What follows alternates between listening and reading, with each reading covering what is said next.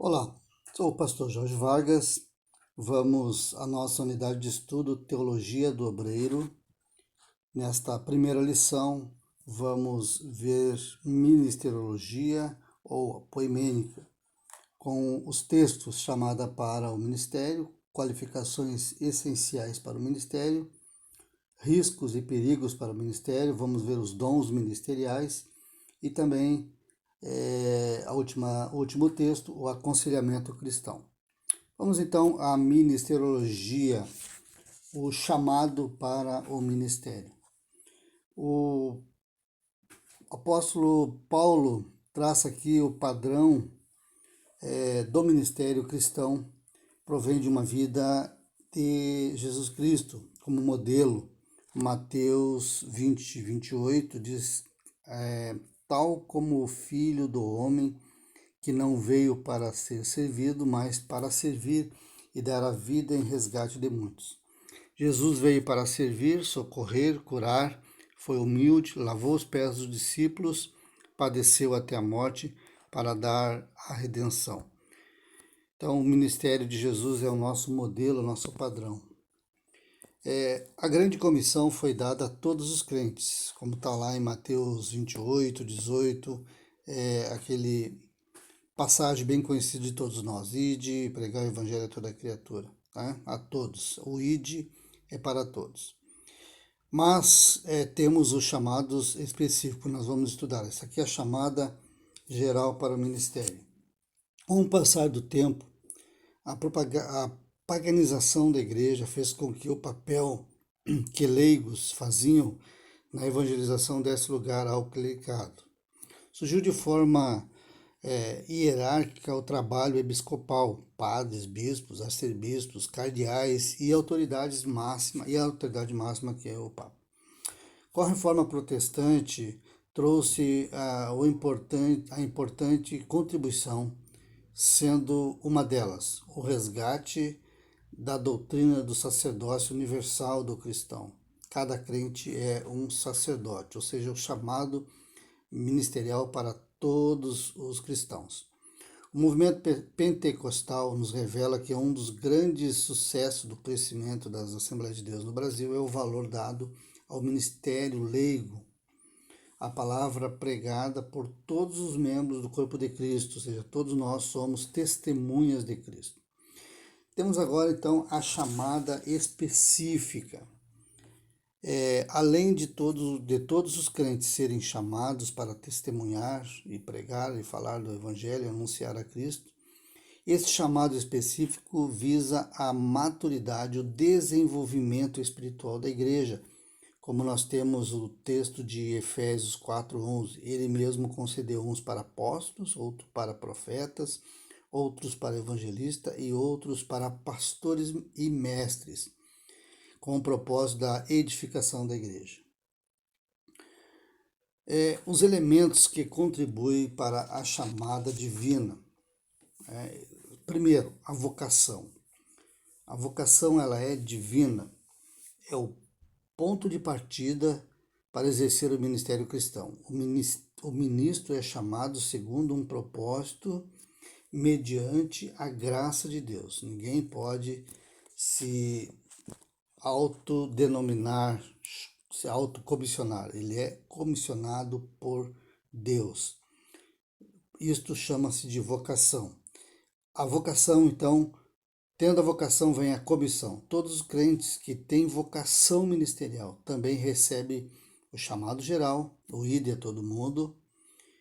E vamos ver agora sobre a autoridade. Aquele que é vocacionado recebe a autoridade de Deus para cumprir sua missão. Recebe poder e autoridade para vencer a Satanás, autoridade como embaixador de Cristo. As credenciais da chamada divina. Primeiro, é uma iniciativa de Deus. É Deus quem escolhe, chama e sabe o tempo certo para desempenhar a vocação. Ela é dirigida e administrada pelo Espírito Santo. Ele dirige o caminho em meio às provas e testes. Temos ali o exemplo de Atos. como nós vimos lá em Efésios. Ele concede uns para evangelistas, pastores, enfim, aquela definição do ministério e da chamada. A terceira credencial aqui é a convicção. É a convicção de que somos chamados por Deus e que Ele está conosco, que nos fez transportar todas as dificuldades. Para a pessoa chamada por Deus, todas as outras atividades nada significa. Ou seja, em primeiro lugar, na sua vida está o chamado, ele coloca isso em primeiro lugar. O reconhecimento por parte dos outros. A chamada com a qual Deus nos chamou é confirmada pela sua igreja através de seus ministros. Então, você não só tem a chamada, tem a vocação, tem as qualificações, mas ela precisa ser reconhecida por parte da igreja e principalmente do ministério. O ministério cristão, o princípio fundamental do ministério é o do serviço prestado a Deus ou às pessoas, como nós vimos lá em Efésios 4:12, que diz, com o fim da edificação. A origem do ministério começa no Novo Testamento, com o Senhor Jesus, o grande ministro de Deus, Cristo, o servo sofredor. Tinha a grande missão de servir, dando sua vida em nosso resgate. Ele é o padrão de todos os que servem ao Senhor. O padrão do ministério.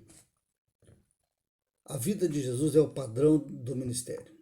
Ele nos ensina que o grande ministério consiste em servitude. A primazia do ministério é a primazia do serviço. Então, nós somos chamados para servir. A motivação para o ministério deve ser o amor de Cristo, deve ser esta a grande motivação para o ministério. A preparação para o ministério. Vimos sobre a origem, o padrão, e vamos agora ver a motivação para o ministério. O amor de Cristo, em primeiro lugar. E agora a preparação.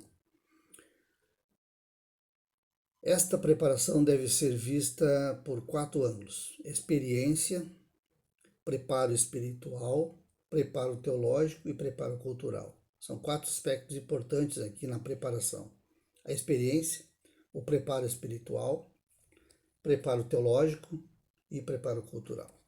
A experiência, o apóstolo Paulo diz, não seja neófito, lá em Timóteo 4:6. Isto se refere à falta de maturidade, meninos, né? Quer dizer, recém-plantado, recém-nascido. Precisamos aprender com quem sabe. Os discípulos aprenderam com Jesus. Ali temos exemplo de Eliseu, que aprendeu com Elias. Preparo espiritual. Esse preparo, ele é indispensável para o exercício das suas funções. E este preparo se divide em, primeiro, oração. O ministro precisa ter vida de oração, precisa gastar tempo na presença de Deus em oração. O jejum tem como propósito a nossa humilhação, para nos convertermos a Ele de todo o nosso coração. Então, a importância desse momento de jejum e de oração. Como preparo espiritual, nós temos também a leitura e a meditação na Palavra de Deus. A Bíblia, antes de ser ferramenta de trabalho, é a carta de Deus para as nossas vidas. Preparo teológico é de fundamental importância que o obreiro tenha formação teológica, conhecimento de hermenêutica, exegese, homilética, com uma compreensão de como expor melhor a palavra de Deus. Os discípulos aprenderam com Jesus. Portanto, o preparo teológico é de fundamental importância. Haja visto que hoje a maioria das igrejas tem no seu estatuto a necessidade de que alguém candidato ao ministério tenha o curso de teologia. As nossas convenções exigem que o obreiro a ser consagrado ao ministério pastoral tenha curso teológico. Preparo cultural. O obreiro deve estar preparado para responder todas as questões para melhor evangelizar. É importante que o obreiro possua algum conhecimento, noção das ciências sociais, como sociologia, psicologia, etc. E de gostar de ler. Na questão do preparo cultural, nós vimos hoje em nossas igrejas muitas pessoas formadas com curso superior. Então, o obreiro, o chamado para o ministério, ele precisa se preparar culturalmente. Muito bem, vamos então à nossa segunda lição, que é a qualificação, as qualificações essenciais para o ministério. Qualificações, primeiramente as qualificações éticas. Diz lá em Timóteo que ele precisa ser, 1 Timóteo capítulo 3, versículos 2 a 7, ele relata sobre essas qualificações. Então, primeiro, irrepreensível. O líder, o obreiro da Igreja de Cristo não pode ter falta óbvia de caráter que ninguém possa culpar de nada. Esposo de uma só mulher deve ser uma esposa inculpável também, homem de moral inatacável. Outra qualificação moral é a moderação. Não dado ao vinho, o obreiro não deve tolerar na sua vida aquilo que venha minar seu caráter ou destruir seu testemunho público. Tá? Então, a moderação. Temperante, o obreiro que seja equilibrado, que seja tenha calma, que com calma ele tenha controle e de autodisciplina. Apto para ensinar. A próxima qualificação. Mental e espiritualmente deve ser apto para ensinar. Ter disposição de ensinar e ter uma vida santa.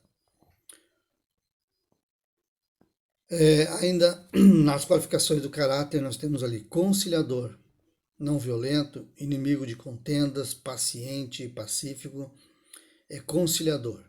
Segundo, cordato. Cordato quer dizer tranquilo, capaz de manter a calma. Hospitaleiro, que recebe bem ou hospeda com alegria. Não avarento, o obreiro não pode ter amor ao dinheiro e não ter cobiça. São fatores essenciais para o exercício do ministério. As qualificações familiares agora. Vimos as qualificações morais,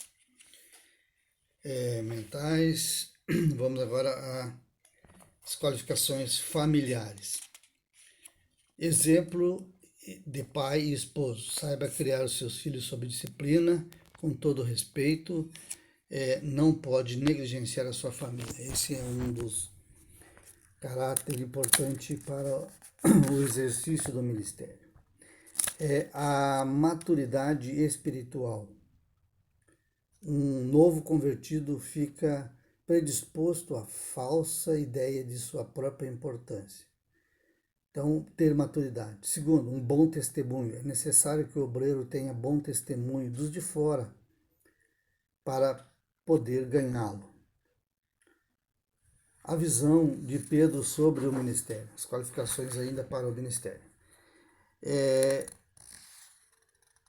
Ele trata de motivar os obreiros, usando a palavra pastoreai, lembra o dever do pastor é triplo. Primeiro, providenciar o pasto, que seja o alimento, o caminho para o pasto e proteção nos caminhos para o pasto. Esses três requisitos do pastor de ovelhas, ele deve ser inerente à vida do ministerial do obreiro. Então o apóstolo Paulo usa esta figura de linguagem do pastor para trazer o chamado, a visão para o ministério. Pastorear não é só pregar. O obreiro deve instruir e guiar o rebanho em obediência e sujeição à vontade de Deus. Voluntário, o ministério deve ser realizado com alegria, custe o que custar. Não apenas fazendo se tiver algum lucro em cima, né? Como diz já o próximo item, desinteressado de lucro. O obreiro deve utilizar o seu trabalho livre de ganância, quer por dinheiro, fama, poder ou popularidade. Não ditador. O obreiro deve ser líder, não deve nunca ser tirano, isto é, autoritário e dominador. Vamos ver lá em 3 João, capítulo 9, versos 9 a 11. Exemplo digno do rebanho. O que vivemos fala mais alto do que aquilo que falamos, né? Então, ser exemplo. Revestido de humildade. O Senhor nunca encoraja o trabalho dos orgulhosos, ao contrário, exalta e dá graça aos humildes. Muito bem, vamos então ao nosso terceiro texto, os riscos e o perigo do ministério. 1 Coríntios capítulo 9, versículo 27 nos diz: para que, tendo pregado a outros, não venha ao mesmo ser desqualificado. Devemos lembrar que nenhum obreiro, por mais santo que seja sua vida, não está livre da tentação e das lutas. Estar tão envolvido nas atividades ministeriais é negligenciar a comunhão pessoal com Deus. Muitas vezes buscamos o crescimento do trabalho que nos foi confiado da igreja, fracassamos em nossa comunhão pessoal com Deus. Estes são alguns riscos. Outro risco perigoso do ministério é o profissionalismo. Devemos ter como objetivo principal preparar pessoas, ajudá-las, ouvi-las e aconselhá-las, pois elas são a razão do nosso ministério. Somos chamados não para estar envolvidos apenas com projetos, programas e construção. As vidas devem estar em primeiro lugar na vida do ministério, do ministro. Perder a visão e a paixão pelas almas. O obreiro, por não estar envolvido com o trabalho da sua congregação dentro de 4 paredes, pode perder o interesse de alcançar o mundo perdido. Às vezes ele está tão envolvido com os trabalhos dentro da igreja, com atividades, com construções, com a parte administrativa, e ele vai perdendo a sua visão em alcançar as almas que estão ao lado de fora da igreja. Outro perigo do ministério é a solidão. O obreiro deve estar à frente de seus liderados, mesmo cultivando amizades verdadeiras. Há momentos de sua vida que ele precisa andar sozinho. A rejeição e a incompreensão fazem parte da vida do obreiro. Precisamos ter isso em mente. O obreiro, muitas vezes, ele enfrenta muitas dificuldades e não tem com quem conversar. É importante que o obreiro tenha amigos e pessoas com quem ele possa confiar e confidenciar. Cansaço ou estresse. Se o obreiro não estiver disposto a pagar o preço da fadiga, o seu ministério será medíocre e sem expressão. Porque a pessoa interessada em si mesma não tem o perfil de um líder como Deus quer.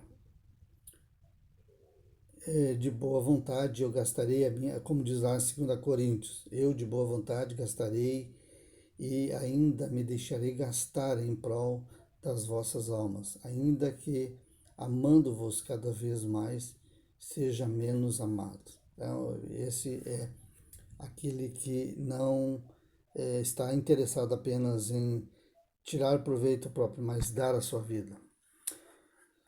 As críticas, o líder precisa estar disposto ou sabendo que ele vai enfrentar muitas críticas. Nós não estamos isentos de críticas, né?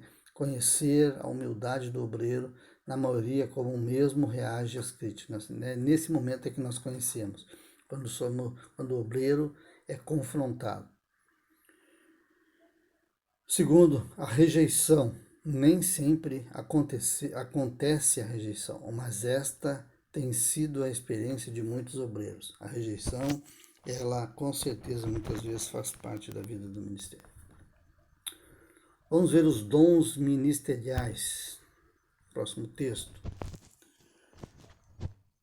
Os dons ministeriais têm como objetivo supremo no ministério. É que todos cheguemos à unidade da fé e do pleno conhecimento do Filho de Deus, à perfeita varonidade, à medida da estatura e plenitude de Cristo. Então, este é o objetivo dos dons ministeriais. Os dons são dados para equipar a todos os membros do corpo da igreja, a igreja para o ministério, ou seja, o objetivo dos dons ministeriais são o aperfeiçoamento dos santos, a edificação do corpo, a unidade da fé e o conhecimento de Cristo. Então, o obreiro precisa ter em mente que os dons que são lhes concedidos têm o objetivo. Quais são? O aperfeiçoamento dos santos, a edificação do corpo de Cristo, a unidade da fé e o conhecimento de Cristo. Como os dons ministeriais, nós vamos ver então aqui alguns. O apóstolo, a palavra grega apóstolo, significa literalmente um delegado, um mensageiro. No sentido primário, no Novo Testamento, apóstolo refere-se aos 12 que foram escolhidos por Cristo de um grupo bem mais amplo de seus discípulos. Quando normalmente nós falamos discípulos de Jesus, vem em nossa mente os 12, mas Jesus tinha muito mais do que 12 discípulos. Os 12 foram aqueles escolhidos para estarem especificamente ao lado de Jesus. Apóstolo também é usado em sentido secundário, como exemplo. Lucas chama Barnabé de apóstolo ao fazer referência ao seu ministério com Paulo. Quais são as credenciais de um apóstolo? O apóstolo deveria ser um homem que, primeiro, tivesse bom trânsito entre os apóstolos, tivesse conhecido pessoalmente o Senhor Jesus Cristo desde seu batismo, tivesse sido testemunha da ressurreição do Senhor Jesus e da sua ascensão. Qual que era a obra do apóstolo? Lançar os fundamentos. Este ministério, dom, praticamente exigia que um apóstolo reunisse num só homem quase todos os outros ministérios do corpo de Cristo. Tinha inspiração de profeta, obra de evangelista, pastor, como condutor do rebanho e administrador da igreja, e, se necessário, como deveres de diácono. A obra do apóstolo era plantar e restabelecer igrejas. O apóstolo realizava o trabalho conjugado de pastor e evangelista. Evangelizavam e deixavam as igrejas plenamente organizadas, consolidadas, munidas de presbíteros e diáconos, e prosseguiam crescendo por si só. A autoridade natural. A autoridade dos apóstolos não era rígida, era natural e adquirida.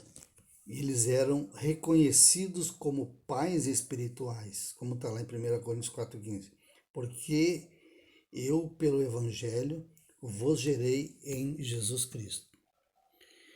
Existem apóstolos hoje? A resposta que nós damos é não. Somente os católicos romanos, alguns anglicanos, que sustentam a heresia da sucessão apostólica. Há igrejas neopentecostais, onde muitos estão intitulando-se como apóstolos. Eles mesmos se denominaram apóstolos, né? Conforme Efésios 2,20, diz que os apóstolos são os que lançam os fundamentos da igreja. Hoje não há mais fundamentos a serem lançados. No sentido secundário, a palavra apóstolo, podemos dizer que ainda podemos encontrar apóstolos nos campos missionários. Temos exemplos no passado como Martin Lutero, Hudson Taylor, Gunnar Zwingli e aqui outros como Nils Tarange, que foram desbravadores, que tiveram um trabalho muito amplo e abrangente. Ao chegar no Brasil, por exemplo, Gunnar Zwingli e outros tantos, começar o trabalho praticamente do zero. Profetas, nós temos no hebraico, Nabi, que significa chamar, proclamar, anunciar. Do grego, profetes, que significa aquele que proclama e expõe a revelação divina. Então, em outras palavras, profetas é aquele que anuncia, que proclama, que expõe a revelação de Deus. Na era apostólica, os profetas eram associados aos apóstolos, dirigidos pelo Espírito Santo, falavam nos cultos em linguagem poderosa para instruir, exortar, consolar, edificar e converter os ouvintes, como nós temos ali em 1 Coríntios.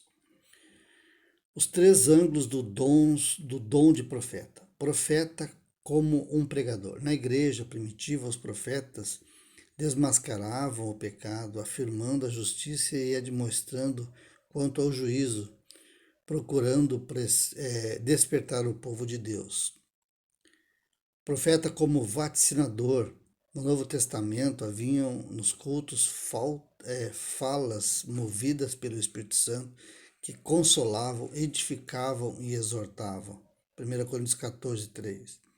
Profetas como fundamento.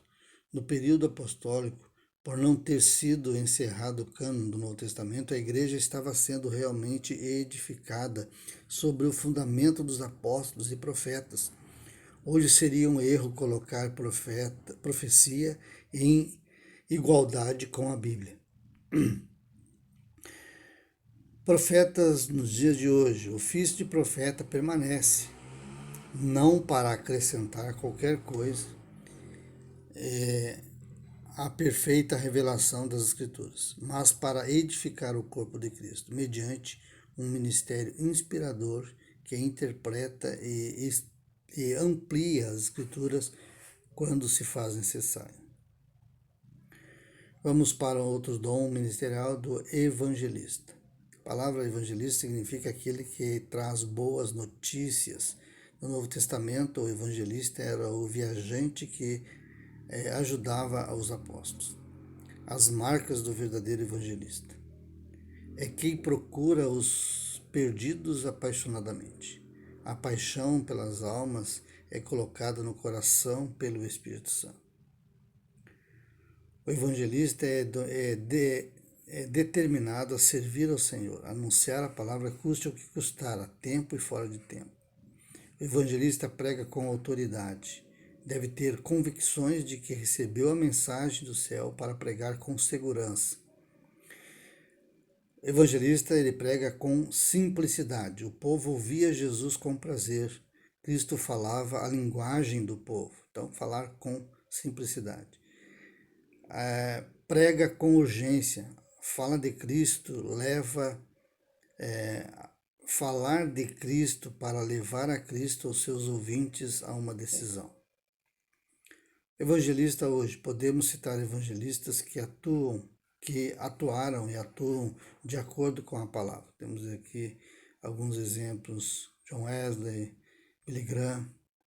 Pastores. Dos dons é o mais conhecido, que vem do grego poimen, aquele que cuida do rebanho, apacenta, alimenta o rebanho do Senhor Jesus. É o maior exemplo, o Senhor Jesus é o maior exemplo de pastor. Analisando o dom de pastor. Conforme a Bíblia, o pastorado é um dom, lá em Efésios 4:11, como nós lemos lá no início. Aspecto deste dom de Cristo, alguns aspectos. Primeiro, zela pela sã doutrina, refuta as heresias, ensina a palavra de Deus, exerce a direção da igreja. Vamos ali, 1 Timóteo 3:1-5.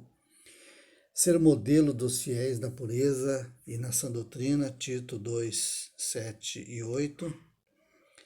Treina, anima e orienta os obreiros aptos para o serviço do Senhor. Ninguém é pastor por si mesmo, mas por vocação divina. Ninguém toma esta honra para si, senão quando chamado pelo Senhor. Então ninguém pode se autodenominar, ele precisa ser chamado e vocacionado pelo Senhor. Avaliando tudo o que a palavra fala sobre pastores, percebemos o quão dignos são os homens que recebem de Cristo esse dom. Mestres e doutores. Mestre vem do grego, da palavra grega que é didaskalos, ensino. O termo se refere àqueles que são aptos para ensinar, que com o auxílio do Espírito Santo ensinam aos crentes em suas reuniões. Ensinar é um dom de Deus. O ensino requer dom de Deus. Uma pessoa que se torna mestre na igreja não por habilidade ou inclinação, mas porque recebeu o dom. O mestre depende da unção do Espírito Santo. O dom de ensino conserva os resultados alcançados pelo dom de evangelista. Quem ensina firma os novos convertidos e os ajudam a crescer e amadurecer espiritualmente. O mestre rega o que os outros plantaram. O propósito do dom de ensinar é preservar a sã doutrina, conduzir santidade e conduzindo santidade no corpo de Cristo. Conclusão, então, os vários dons ministeriais têm o propósito de tornar a Igreja de Cristo em um edifício. Uma edificação depende da harmonia como são colocados os materiais. A igreja como um corpo tem de estar unido para poder crescer em harmonia com a cabeça que é Cristo. Muito bem, vamos para o nosso próximo texto, o aconselhamento cristão.